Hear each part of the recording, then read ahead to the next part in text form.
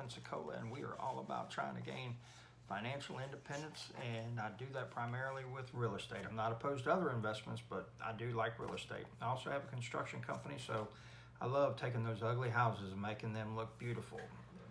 My tips to you today are having to do with leases with tenants, okay? This is the contract that you enter in with a person that is going to rent your place. And I've seen these things be 30 pages long, and then I've seen one that was only about a page and a half, you know. And the funny thing is the one that was 20 pages long, that person only had about 8 units. The person that uses a lease that's a page and a half, they've had close to 500 units at one time. So take it for what it's worth, but you know, you'll figure something out over the time, and the more people that you come across and tenants that you rent to, you'll kind of start tweaking it. One of the things that I found, I'm in the state of Florida, and so legally by law, basically we have 2 types of lease. We have a month-to-month, and then we have a term lease. You can't sign a lease with someone for more than 12 months, and if you sign it for less than 7 months, you have to pay hotel tax on the time that they stay there.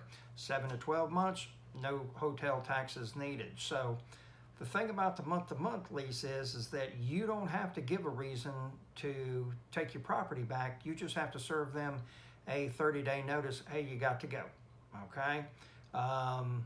And the guy that had 500 units or close to it, that's all he does with his people is a month-to-month. I like the month-to-month myself because if you tend to get into a situation where you got a problem tenant, you can always get rid of them, you know, as opposed to if you're locked into a year-long lease, then you've got to stick by the lease and abide by it, and you just can't get rid of them because, well, you don't like them, you know. So those are 2 things to consider. Which way do you want to really go and everything?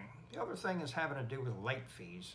In the state of Florida, you're actually not entitled to collect late fees, okay? You can put it in your lease, but if you ever end up in court, and we're going to say some more about that here in just a second, you know, you're not legally entitled to late fees. Now, the way that I do my lease is I will say that, we'll say the lease is $800 a month. I put in my lease that the rent is $1,200 a month. However, it is discounted to $800 a month if you pay between the 1st at 12:01 a.m. and on the 3rd by 5:30 p.m. At 5:31, the rent is now $1,200. The reason that I do that is that you know when the rent is to be paid, whether it's the 1st month, the 6th month, or 20 years from now, it's always due the 1st through the 3rd. If people have a problem with paying rent on time, that's not my circus and not my monkeys. No pay, no stay. That's where you get that from, okay? So that's what I do with my leases. You know, it's necessary for you to remember to outline when and how the lease is going to be paid, okay? Or the rent is going to be paid. Me personally, I always write my phone number on the inside of a kitchen cabinet, okay? And that way they can never say, hey, I lost your number, I couldn't get in touch with you. No, unless you lose the kitchen cabinet, you always got my number, okay? So, you know, the other thing that needs to be outlined is kind of having to do with repairs. You know, I tell my people, say, look, you know, I want the property to be in good shape. I want you to take care of it, you know, but if you call me, you know, generally speaking, I don't have the ability to drop everything and run over there and fix it right away. So, you know, cut me some slack, give me 48 hours, 72 hours, you know, to address the situation. If you got water running on the floor, then, you know, always show your people where shut-off valves are. You know, you'll be money ahead by doing that. If there's a problem, hey, go turn the water off for me or something. And, you know, help them and say, hey, look, you know, you want a nice place to live. I want you to live in a nice place. You know, we have to have a partnership for that to occur. It is a 2-way street.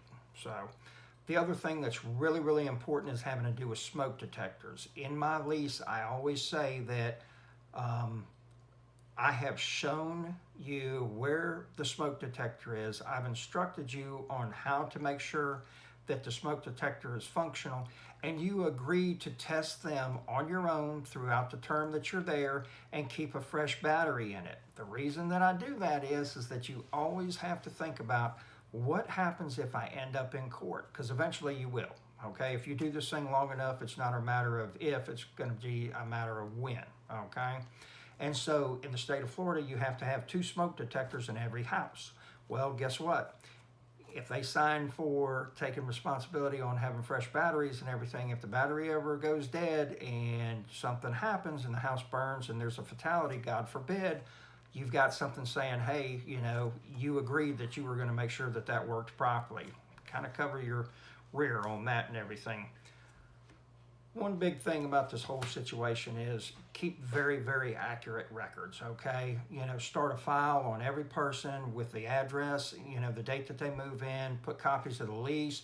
One of the things that I do is I use my phone and I put the address in, like 123 Elm Street, and, you know, I'll snap a picture of the person's driver's license and attach it with that and everything, so that if I ever need to, you know, their full name or something of that nature, I've always got that access to that information with me everywhere that I go.